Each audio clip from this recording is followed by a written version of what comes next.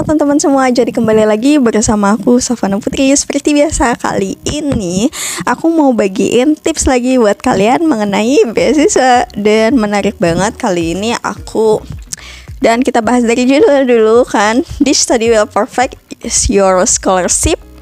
Oke, jadi aku mau bahas mengenai beberapa hal yang perlu kalian tahu atau yang perlu kalian siapkan untuk apply beasiswa. Oke, jadi sebelum mulai ke videonya, jangan lupa like, comment, share, dan subscribe ke channel ini. Kita langsung saja mulai ke videonya.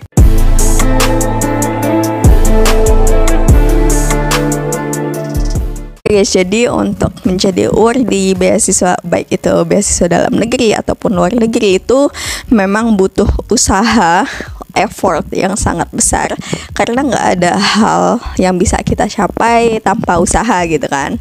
Dan kalian perlu banget banyak belajar, perlu banyak prepare untuk sukses dalam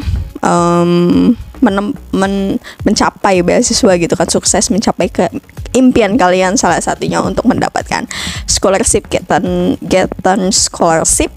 Dan ini di video ini aku mau bahas beberapa hal yang perlu banget kalian pelajarin untuk scholarship kalian bisa jadi lebih baik. Dan syukur alhamdulillahnya kalau scholarship kalian itu bisa diterima dan kalian bisa menjadi worthy dari beasiswa yang kalian inginkan. Oke, yang pertama itu ada bahasa ya, di mana-mana bahasa asing tentunya. Bahasa asing itu sudah menjadi hal kayak udah wajib banget. Apalagi bahasa Inggris. Kalau kalian menjadi worthy nih, bahkan untuk daftar beasiswa S1 ataupun S2 dalam negeri aja di Indonesia ini, banyak banget yang mensyaratkan bahwa kita itu harus bisa bahasa Inggris minimal dengan skornya itu biasanya ada TOEFL, IELTS dan lain-lain gitu kan. Biasanya itu untuk TOEFL-nya untuk dalam negeri 450, kalau untuk luar negerinya 500 sampai 550 ya guys ya. Jadi kalau untuk IELTS-nya sendiri 4,5 sampai 6,5 mungkin ya. Nah, jadi bahasa ini memang sangat perlu banget, apalagi untuk teman-teman yang mau ngejar scholarship.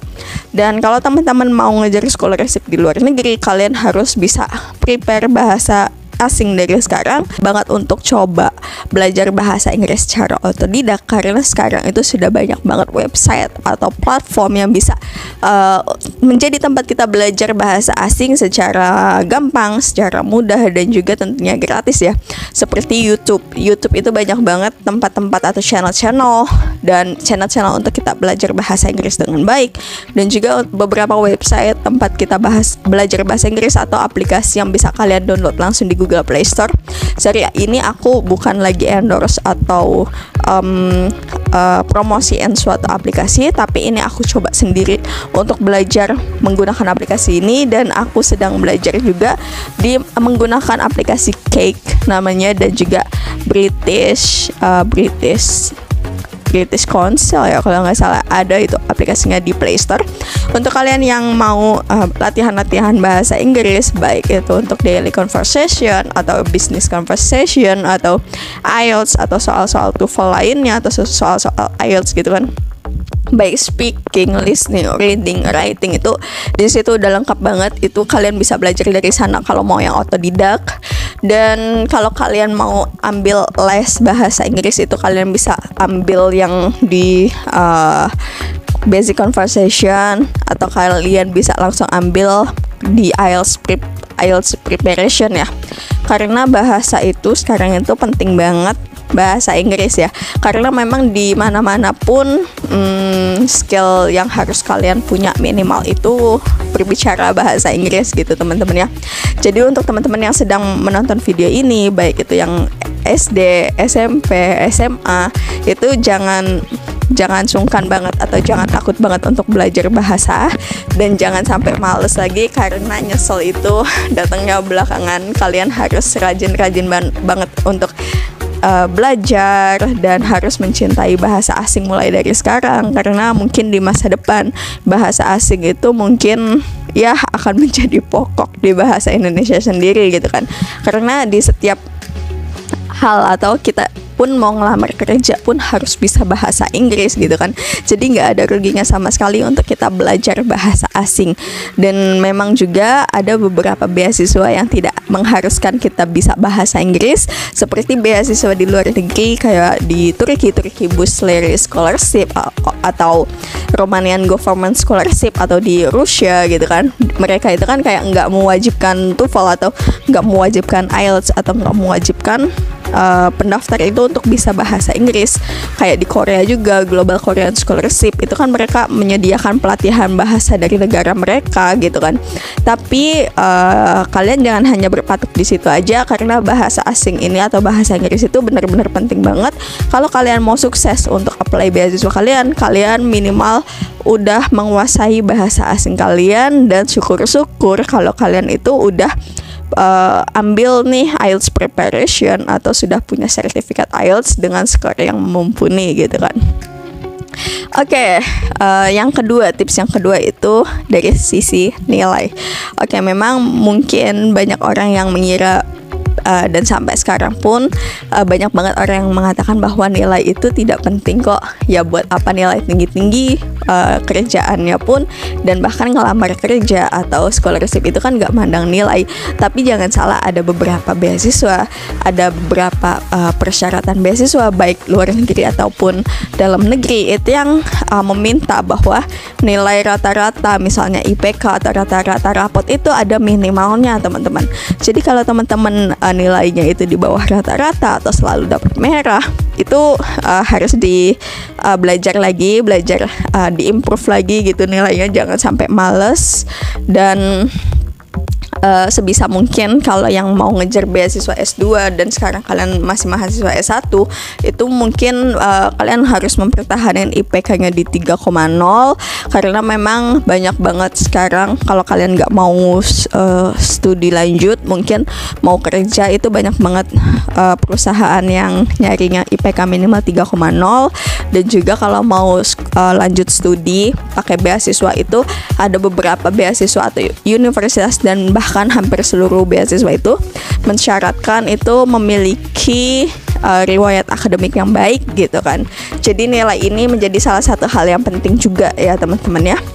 Oke, jadi yang ketiga itu selain bahasa, nilai yang ketiga itu ada LOE, Letter of Acceptance. Dan sebenarnya hal ini masuk ke tips yang terakhir ya, karena LOE ini kan didapatkan ketika kita mendaftar ke universitas gitu kan, dan kita dinyatakan diterima oleh universitas tersebut dan kita bisa mendaftarkan beasiswanya. Jadi hal ini bisa kita lakukan ketika terdapat beasiswa yang harus mendapatkan LOE dulu, seperti Chevening, kemudian LPDP gitu kan.